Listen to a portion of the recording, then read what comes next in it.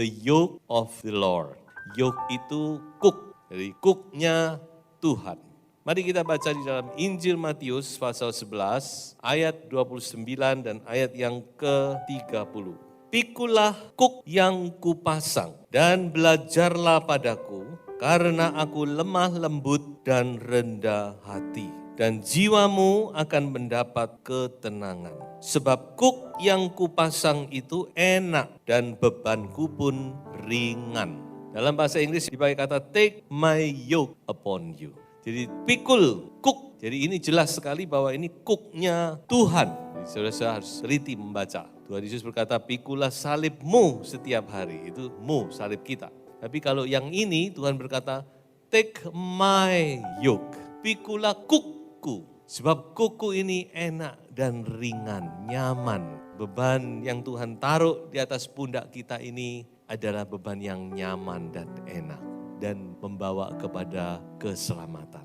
Nah saudara, kalau kita membaca satu ayat di dalam Ulangan 28 ayat 47 dan 48, di situ ada dua macam kuk, ada dua macam beban. Yang pertama adalah kuknya Tuhan, bebannya Tuhan, yang tadi sudah kita baca enak dan ringan. Dalam Ulangan dikatakan kamu tidak kekurangan apa-apa, kamu berkelimpahan.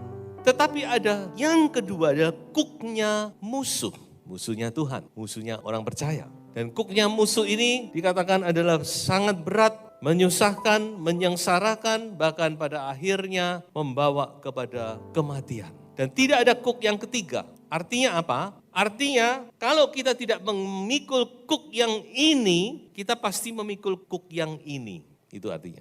Kalau saudara tidak memikul kuknya Tuhan, pasti nantinya kita akan memikul kuknya musuh. Jadi tidak ada pilihan yang ketiga, saudara. Dalam Tuhan itu tidak ada yang abu-abu. Tuhan bilang mau dingin-dingin, mau panas-panas. Sebab itu sebenarnya memikul kuknya Tuhan itu sesuatu yang memang harus kita lakukan, saudara. Dan percayalah kuknya Tuhan itu enak, kuknya Tuhan itu ringan. Beban dari Tuhan itu enak dan ringan. Nah, nanti kita akan melihat apa kuknya Tuhan. Tapi sebelumnya saya akan menunjukkan kepada saudara semua, mengapa kuknya Tuhan itu ringan dan enak. Kalau saudara membaca di dalam Kejadian pasal 1 ayat 1, pada mulanya Allah menciptakan langit dan bumi, maka kata Allah di situ dipakai kata Elohim. Elohim ini adalah jamak, tunggal dari Elohim adalah El. Jadi Elohim ini berasal dari El, kalau El itu tunggal.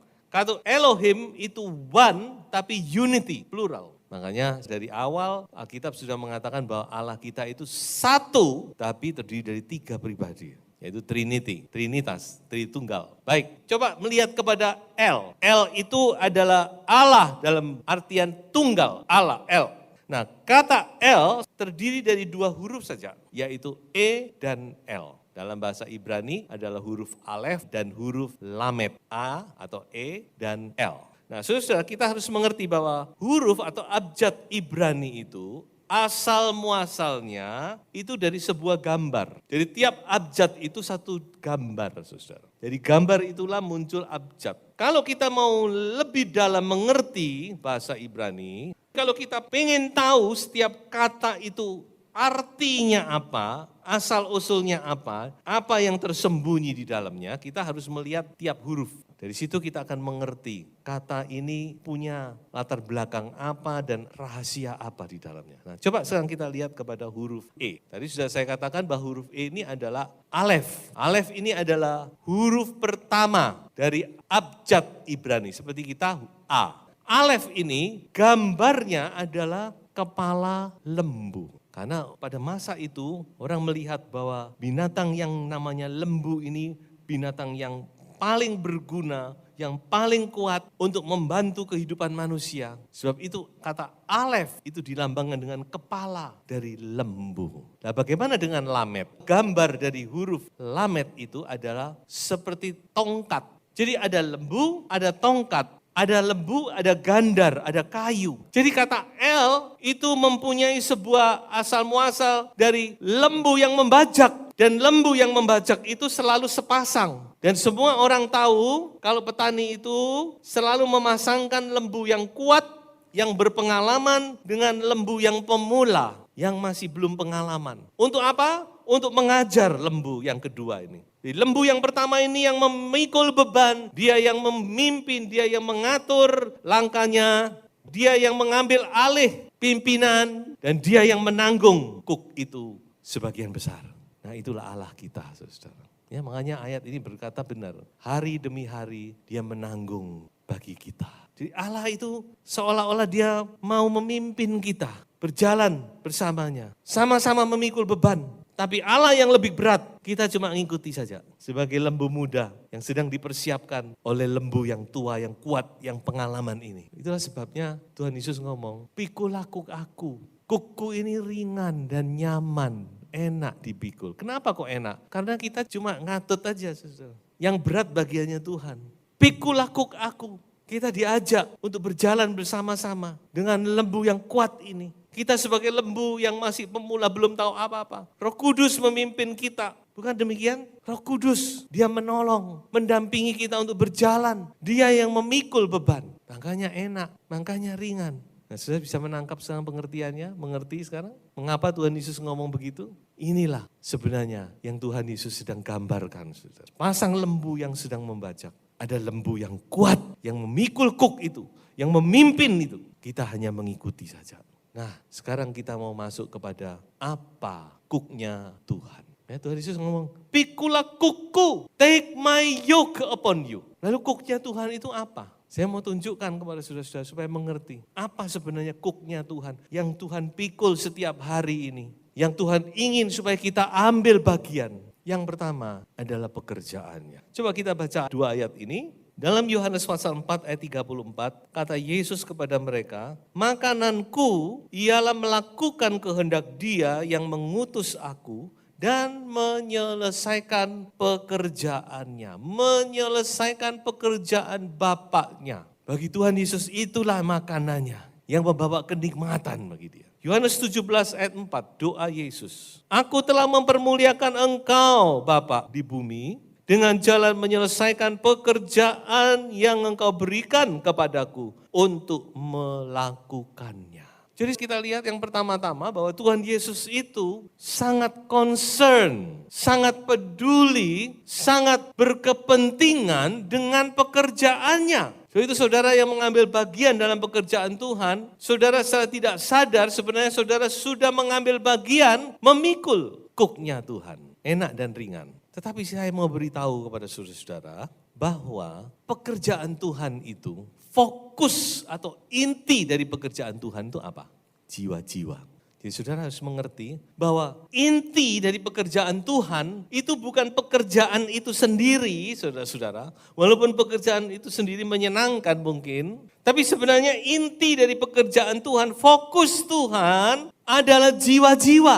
Itulah sasaran daripada pekerjaan Tuhan. Beban pekerjaan Tuhan itu adalah jiwa-jiwa. Bagaimana jiwa-jiwa itu bisa mengenal kebenaran, bagaimana jiwa-jiwa bisa diselamatkan, ada jiwa-jiwa baru, jiwa-jiwa bisa dibangun, jiwa-jiwa bisa bertumbuh di dalam Tuhan, jiwa-jiwa bisa diberkati. Nah itulah sebenarnya pekerjaan Tuhan. Seringkali kita tidak mengerti bahwa pekerjaan Tuhan itu apa sebenarnya, jiwa-jiwa.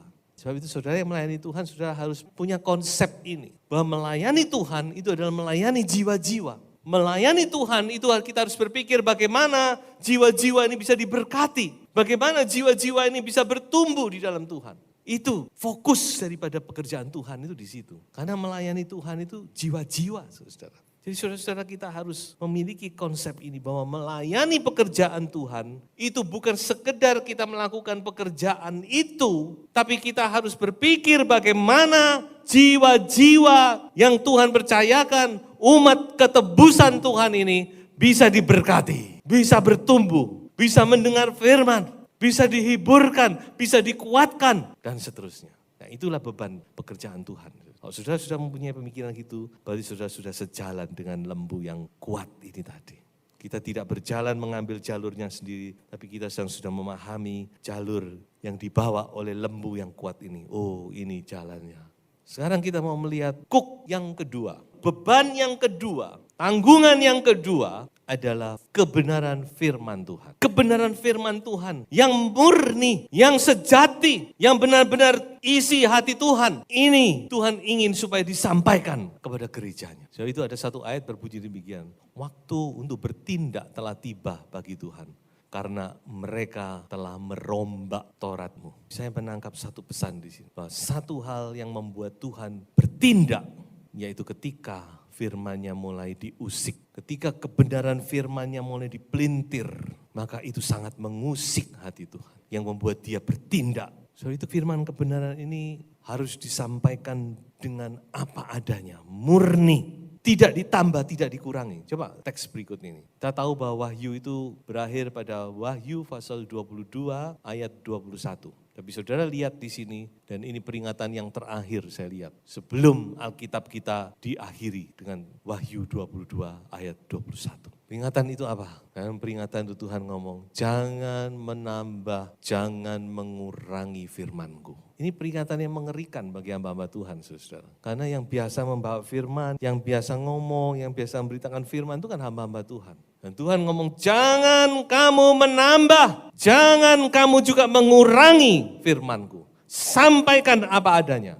Begitu seorang hamba Tuhan itu punya tanggung jawab yang berat karena dia yang dipercaya oleh Tuhan untuk menyampaikan firman Tuhan. Seorang hamba Tuhan harus mengerti firman. Tidak boleh separuh-separuh. Lalu bagaimana dengan sidang jemaat? Apakah lalu berarti saudara, oh itu urusannya hamba Tuhan, itu bukan kuk saya. Sama sebenarnya. Mungkin sidang jemaat tidak menyampaikan firman, tidak dipakai untuk menjadi penyambung lidah. Tetapi saudara punya respon, itu juga dilihat oleh Tuhan. Bagaimana respon saudara terhadap firman? Itu juga diperhitungkan oleh Tuhan. Apakah saudara menerima dengan legowo segala firman Tuhan, atau saudara mengkritik, bahkan saudara menentang seperti bangsa Israel yang selalu menentang, bahkan orang yang menyampaikan firman akhirnya dibunuh oleh mereka. Itu bangsa Israel. Baca firman Tuhan. Dari zamannya Kain dan Habil, bukan? Orang yang menyampaikan kebenaran, kata Tuhan Yesus, kamu selalu membunuh nabi-nabi. Jadi sama, hamba Tuhan punya tanggung jawab untuk menyampaikan yang murni dengan keberanian. Makanya kalau kita membaca dalam Kisah Rasul, mengapa selalu dikatakan mereka menyampaikan firman dengan berani. Berapa kali kata berani itu muncul? Karena menyampaikan firman ini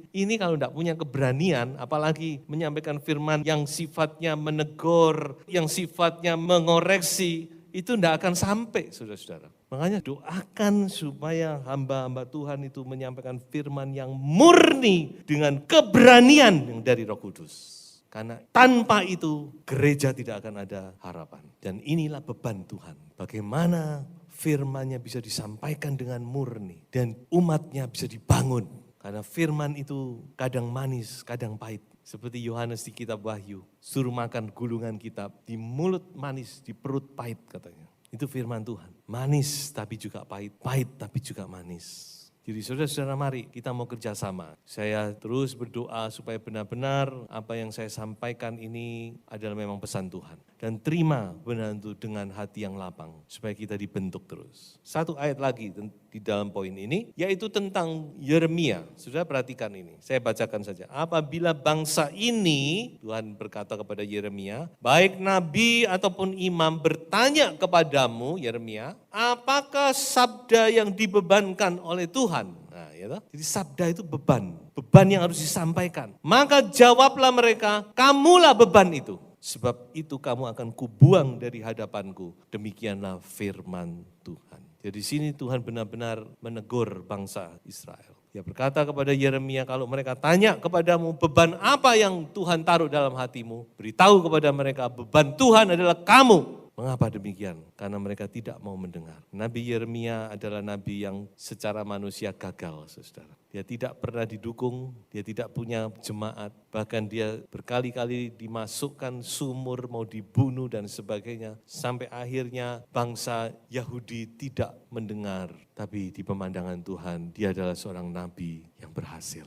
Karena dia menyampaikan dengan murni, dengan setia apa yang menjadi isi hati Tuhan. Yang ketiga, beban Tuhan yang ketiga adalah namanya. Mazmur 138 ayat yang kedua. Aku hendak sujud ke arah bait-Mu yang kudus dan memuji nama-Mu oleh karena kasih-Mu dan oleh karena setiamu. Sebab kau buat namamu dan janjimu melebihi segala sesuatu. Your name and your word above all things. Namamu dan janjimu dan perkataanmu. Tadi sudah kita lihat poin yang kedua perkataan Tuhan. Poin yang ketiga adalah nama Tuhan. Ternyata Tuhan itu sangat concern kepada kekudusan namanya. Jadi jangan dipikir Tuhan itu sembarangan, saudara. Makanya ada hukum, kalau sudah membaca hukum Taurat. Yang ketiga, itu dikatakan jangan menyebut nama Tuhan dengan sia-sia. Dulu saya tidak mengerti hal ini, menyebut nama Tuhan dengan sia-sia itu bagaimana. Dan bangsa Israel pun tidak mengerti. Mereka pikir menyebut nama Tuhan dengan sia-sia itu ngomong, menyebut nama Tuhan. Makanya mereka nggak berani nyebut nama Tuhan. Yehova yang terdiri dari 4 kata, yang namanya tetragrammaton, YHWH. Itu mereka nggak berani nyebut. Sehingga sebenarnya tidak tahu YHWH ini nyebutnya apa nggak tahu. Karena orang Israel sendiri tidak berani, terlalu kudus nama ini. Mereka pakai kata Adonai atau Hashim. Hashim itu maksudnya that name, nama itu. Karena mereka tidak berani nyebut. Mereka memegang hukum yang ketiga ini dengan harafiah. Tapi saya percaya bahwa arti sebenarnya dari hukum yang ketiga ini yaitu